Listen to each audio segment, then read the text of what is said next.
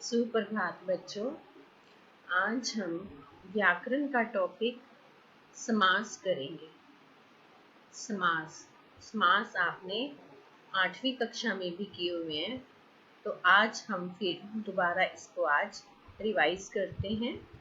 समास क्या होता है, इसकी क्या परिभाषा है, आओ पढ़ें। समास की परिभाषा। समास शब्द का शाब्दिक अर्थ होता है छोटा रूप। अतः जब दो या दो से अधिक शब्द अपने बीच की विभक्तियों का लोप कर जो छोटा रूप बनाते हैं, उसे समास, सामासिक शब्द या समस्त पद कहते हैं। जैसे रसोई के लिए घर शब्दों में से विभक्ति का लोप करने पर नया शब्द बना रसोई घर, जो एक सामासिक शब्द है। सीधे सीधे शब्दों में आप यह भी कह सकते हो कि जब हम कई शब्दों को उसका हम संक्षिप्त रूप देते हैं तो उसे हम समास कहते हैं।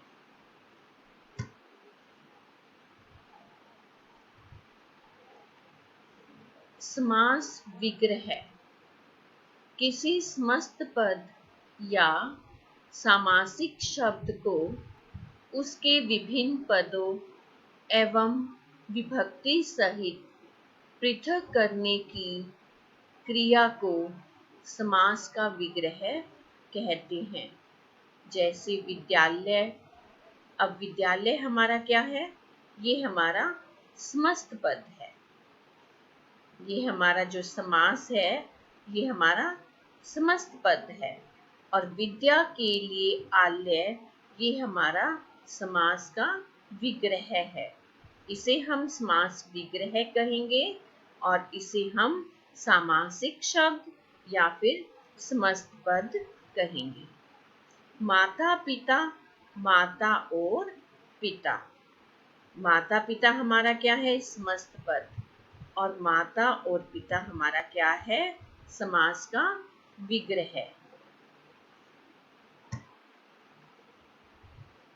समास के प्रकार। समास 6 प्रकार के होते हैं। अव्ययी भाव समास, तत्पुरुष समास, द्वंद्व समास, बहुव्रीहि समास, द्विगु समास, कर्मधारय समास। ये आपको याद करने हैं कि समास के 6 प्रकार कौन कौन से होते हैं, समास के 6 भेद कौन कौन से होते हैं, ये आपको भेद याद होने चाहिए। समास का हम पहला भेद पढ़ेंगे, अव्ययी भाव समास। अव्ययी भाव समास में प्राय पहला पद प्रधान होता है, या आप कह सकते हो पहला पद मुख्य होता है।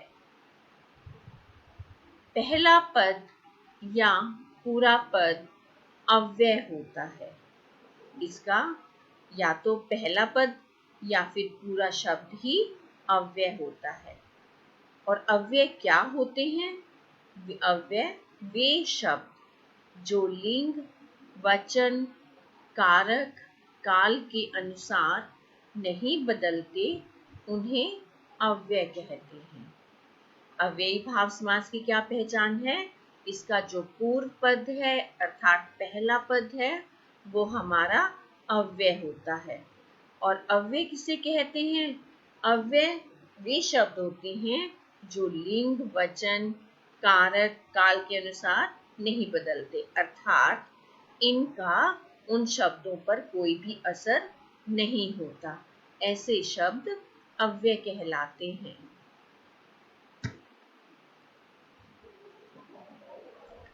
यदि एक शब्द की पुनरावृत्ति हो और दोनों शब्द मिलकर अव्यय की तरह प्रयुक्त हो वहां भी अव्ययी भाव समास होता है।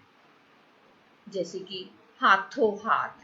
अब आपको लग रहा है इन शब्द में क्या है, पुनरावृत्ति है, ये शब्द रिपीट हुआ है, तो ये भी अव्यय की तरह प्रयोग किए जाते हैं। ऐसे शब्द में ये शब्द भी अव्ययी भाव समास होता है। संस्कृत के उपसर्ग युक्त पद भी अव्ययी भाव समास होते हैं।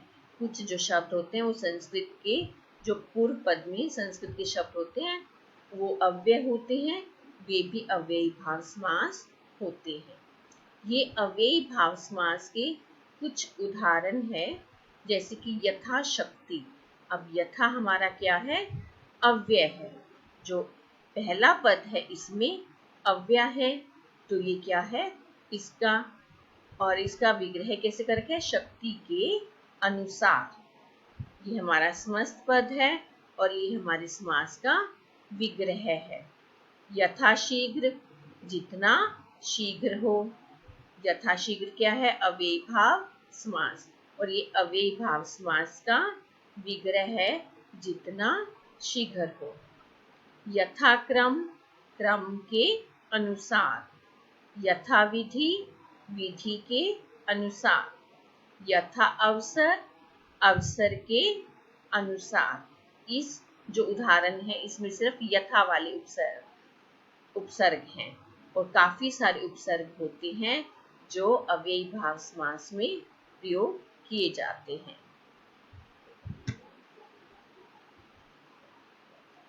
हमारा दूसरा भेद है समास का तत्पुरुष समास। तत्पुरुष समास में दूसरा पद परपद प्रधान होता है, अर्थात विभक्ति का लिंग वचन दूसरे पद के अनुसार होता है।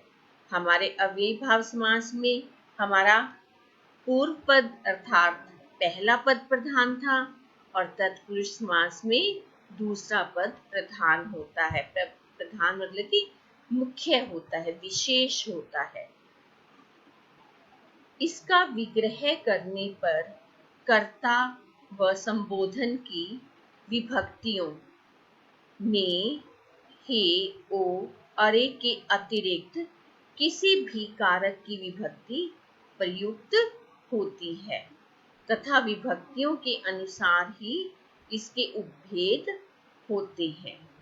इसमें मतलब कि जो कर्ता कारक है और एक संबोधन कारक, इन दोनों को छोड़कर जो कारक की विभक्ति होती है उन विभक्तियों के अनुसार ही इसके उपभेद होते हैं। तत्पुरुष समास के उपभेद होते हैं।